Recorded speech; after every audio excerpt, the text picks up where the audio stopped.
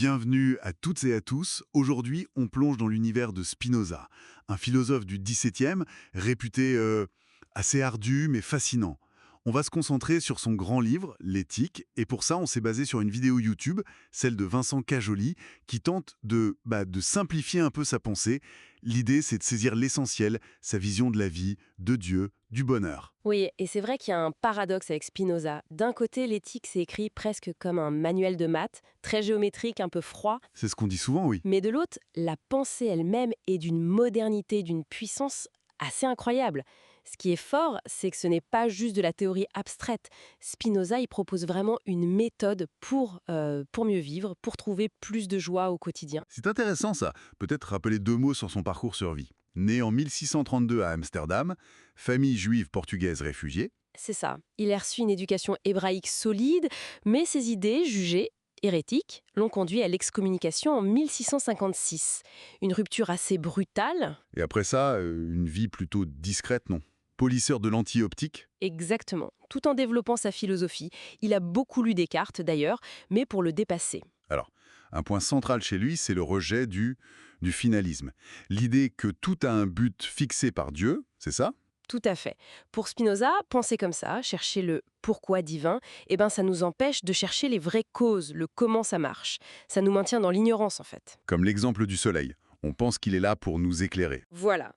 Alors qu'en fait, c'est une boule de gaz qui suit des lois physiques et qui produit de la lumière. C'est une conséquence, pas un but. D'accord. Et lui propose quoi à la place?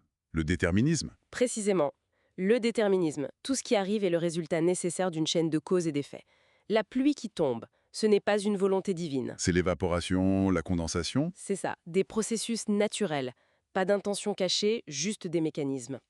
Et les conséquences de cette idée, elles sont énormes. D'abord, pour le libre arbitre. Ah oui. Pour Spinoza, le libre arbitre, comme on l'imagine souvent choisir totalement librement, ça n'existe pas vraiment. Nos actions sont déterminées par tout un tas de causes. Notre biologie, notre psychologie, l'environnement. L'impression de choisir, c'est juste qu'on ignore ses causes. Exactement. Une illusion née de l'ignorance. Et deuxième conséquence, qui va avec ça, il n'y a pas de bien ou de mal absolu dans la nature. Ah bon? Comment ça? Ce sont des jugements humains, relatifs.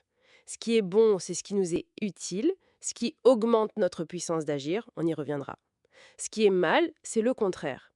Une action arrive parce qu'elle doit arriver, à cause de ce qui précède. Donc l'ado qui aide sa voisine, ce n'est pas le bien pur. C'est plutôt son éducation, son empathie, le contexte, des causes qui la déterminent à agir ainsi. Et ça peut être libérateur de penser comme ça. Moins de jugement, moins de culpabilité peut-être. Mais alors, si tout a une cause, on remonte, et la toute première cause. C'est là que l'idée de Dieu revient souvent, non? Comment est Centaure Spinoza? Ah, c'est là que ça devient vraiment révolutionnaire. Il ne redéfinit pas juste Dieu pour que ça colle.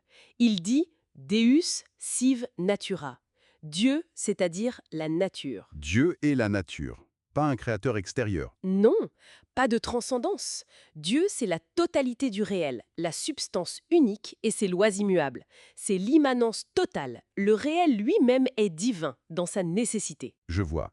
C'est radical comme changement de perspective. Complètement. Et c'est pour ça qu'il insiste tant sur la connaissance des causes, pour sortir de l'ignorance. Oui, parce que l'ignorance a deux gros risques selon lui. D'abord, elle nous livre aux passions tristes, la peur, la haine, la colère, souvent basées sur des idées fausses, des préjugés. Et le deuxième risque? Politique, l'ignorance, ça rend manipulable. Ceux qui prétendent connaître la volonté divine peuvent l'utiliser pour dominer, pour maintenir les gens dans la soumission. Donc, connaître, c'est s'émanciper. D'accord. Et comment on connaît alors, selon lui? Il parle de gens de connaissances, c'est ça? Oui, trois niveaux. Le premier, c'est l'imagination, l'opinion. On perçoit par les sens de façon partielle, confuse, comme voir le soleil tout petit dans le ciel. On est passif, on subit les choses. Le niveau de base, quoi. Voilà. Le deuxième, c'est la raison. Là, on devient actif. On cherche les liens logiques, les causes, les notions communes, comme il dit, les propriétés partagées. On commence à comprendre comment les choses fonctionnent, un peu comme dans la science. Comprendre pourquoi le soleil paraît petit, par exemple. Exactement. Et le troisième niveau, le plus haut, c'est la science intuitive. Attention, ce n'est pas une intuition vague. C'est une compréhension immédiate, rationnelle, globale, de l'essence d'une chose et de sa place dans le tout. Un peu comme un expert qui voit la solution d'un coup. C'est une bonne image, oui. Une saisie directe de la nécessité logique des choses. D'accord. Déterminisme, connaissance, mais ça peut sembler un peu austère. Où est la joie là-dedans? C'est pas un peu contradictoire? Être déterminé et joyeux. Ah, mais c'est là toute l'astuce, si on peut dire. La joie, pour Spinoza, ce n'est pas un but lointain, c'est un affect. C'est ce qu'on ressent quand notre puissance d'agir augmente. La puissance d'agir. Oui, imaginez, on est dans une rivière, le courant, c'est le déterminisme. On ne le choisit pas. Mais si on comprend le courant, ses forces, on peut apprendre à nager avec, à mieux naviguer, voire à l'utiliser. On augmente notre capacité à faire de choses dans ce courant. C'est ça. La joie, c'est sentir cette puissance qui grandit. Et la tristesse, c'est quand elle diminue. Le bonheur, le vrai bonheur durable, c'est donc de chercher activement à comprendre le monde et nous-mêmes. Parce que comprendre augmente cette puissance. Exactement. Comprendre les causes de ce qui nous arrive, de nos émotions, ça nous donne plus de prise, plus de capacité à agir de façon adéquate.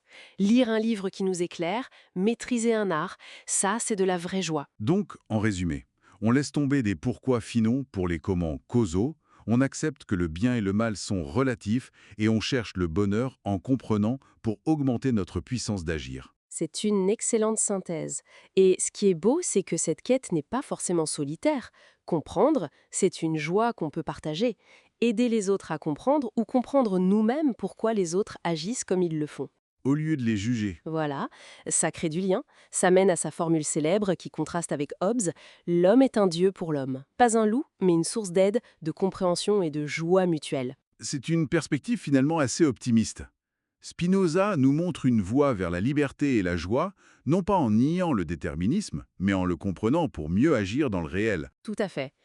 Et ça nous laisse peut-être avec cette question, si tout est déterminé, comment est-ce que le simple fait de chercher activement à comprendre ces déterminismes en nous, chez les autres, peut concrètement changer notre vécu, nos relations, même sans croire au libre arbitre au sens classique?